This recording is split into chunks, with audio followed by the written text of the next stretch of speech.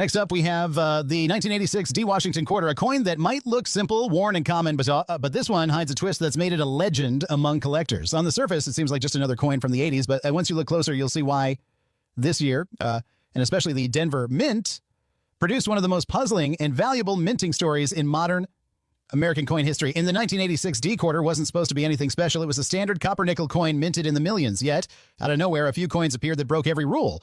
Quarters struck on pure silver planchets, the kind that hadn't been used in regular circulation for over 2 decades. How that happened is still a mystery, but experts believe a small number of leftover silver blanks from proof coinage at the San Francisco Mint somehow ended up in Denver's presses. These rare, off-metal errors are now among the most sought-after modern quarters ever made. Imagine the shock when collectors first started weighing their 1986 quarters and found them coming in at 6.25 grams instead of 5.67.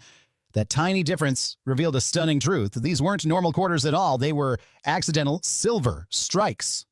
Now, take a close look at this particular coin. The worn gray tone, the faint silvery sheen beneath the decades of handling, those subtle details can hint at something extraordinary. Even through the wear, the metal still holds that distinct soft luster that only real silver shows. And on the edges, there's no visible copper stripe. That's the first sign a coin like this might be something incredible. Most silver strike errors are discovered by accident in pocket change, coin rolls, or inherited collections. But once verified by grading companies like PCGS or NGC, their value skyrockets. Even in circulated condition confirmed silver, 1986 D quarters have fetched $5,000 to $12,000 at auction. In high mint state condition, they jump to $25,000. And if you're lucky enough to find one with a proof-like or double die strike, the number explodes to over $100,000. And if that wasn't enough, there's another twist. A few 1986 D quarters are known with wide broad strike errors. Coins struck without the collar die, giving them a larger distorted rim. Combine that with a silver planchet, and you've got a once-in-a-lifetime find worth over $150,000 in today's market.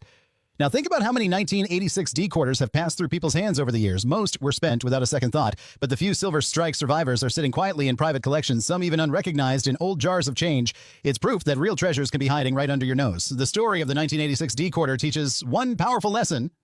It's not always the oldest coins that bring the biggest surprises.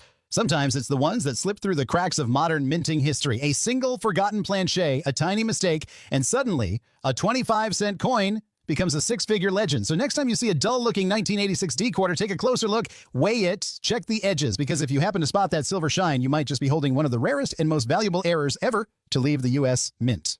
And don't go anywhere. The next coin we're uncovering pushes the limits of what collectors thought was possible. A silver quarter so rare, it changed how people look at modern minting forever.